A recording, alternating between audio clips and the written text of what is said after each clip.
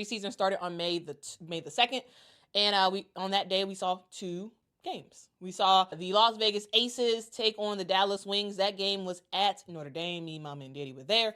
The Las Vegas Aces destroyed the Dallas Wings, 112-78. Dallas has a lot of stuff they need to work through, and the Aces seem like a well-oiled machine again.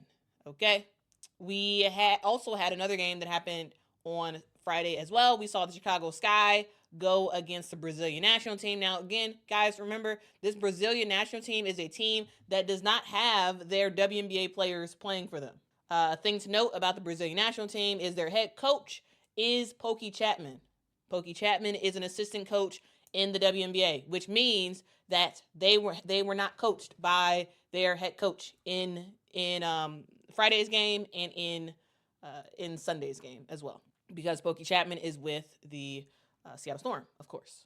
And then you also have the best player on the Brazilian national team, the biggest player and whatnot. That's Kamilla Cardoso. Kamilla Cardoso did not play for the Brazilian team because WNBA teams take priority when it comes to scrimmages. And so that's something to note.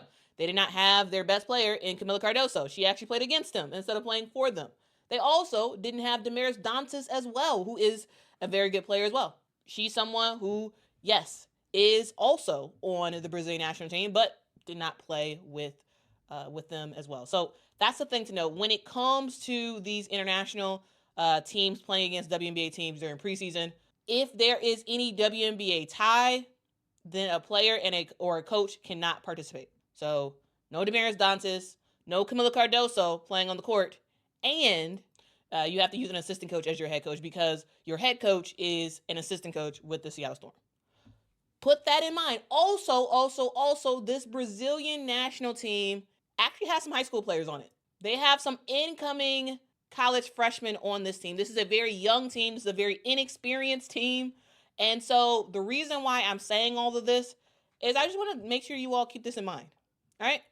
When it comes to preseason games, yes, not a ton of weight goes against goes in those games in general, unless the WNBA team loses. Like, in general, I don't really pay that much attention to these games, and the reason why I'm giving you all this information is because I want you all to keep this in mind, right? It means less a blowout against Brazil than it does a blowout against any other team in the WNBA because of who you're playing against. Again, they don't have 2 of their best players. They don't have their head coach. It's teenagers, literal teenagers, some of which are still in high school, playing against WNBA players. So, like, keep that in mind, okay? All right. But with that said, the Chicago Sky beat the Brazilian national team 89-62 on Friday. All right. Then we go into May 3rd. May 3rd, we see the Indiana Fever play their first of a back-to-back, where the game actually went to overtime. It actually went to overtime, and they beat the Washington Mystics. That game actually felt like from what I saw, that game felt like a real game. Where they were playing. They were serious about trying to win that game.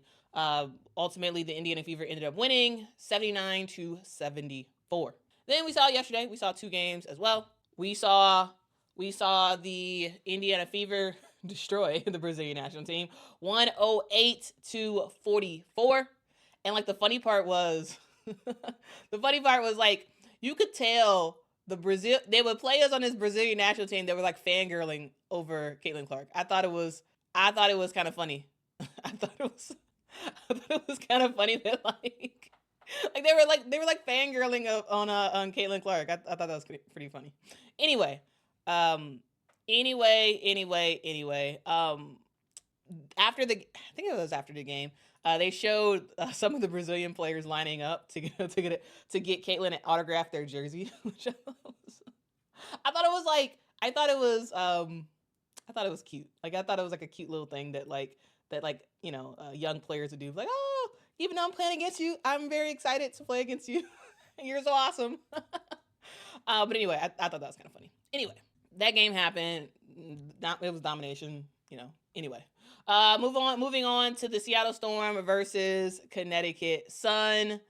And Seattle and Connecticut had a lot of players that didn't play for them. That was pretty cool. That was pretty cool that like it was still a somewhat competitive game, even without some of the bigger players not playing in the game. Ton of players out, but anyway, ultimately the Seattle Storm ended up beating the Connecticut Sun 79-59. Oh, they were doing the same thing for Angel. Okay, I didn't see those clips. So thank you, FaZe, for letting me know. Thank you. I did not see those clips. All right, thank you so much, Shay, for the super chat. Says got a shout out from Hayes at Chicago Sky Central for awesome content and get a generally good and nice person. Oh, thank you. Thank you so much, Shay, for the super chat, and thanks for the shout out. That's cool. All right, so those are the games. I just wanted to give y'all a quick update as to what was going on. But again, lots of things to get worked through. A lot of things to get worked through during training camp, and a lot of teams are looking at these games as glorified tryouts to see who they want to keep on their respective teams.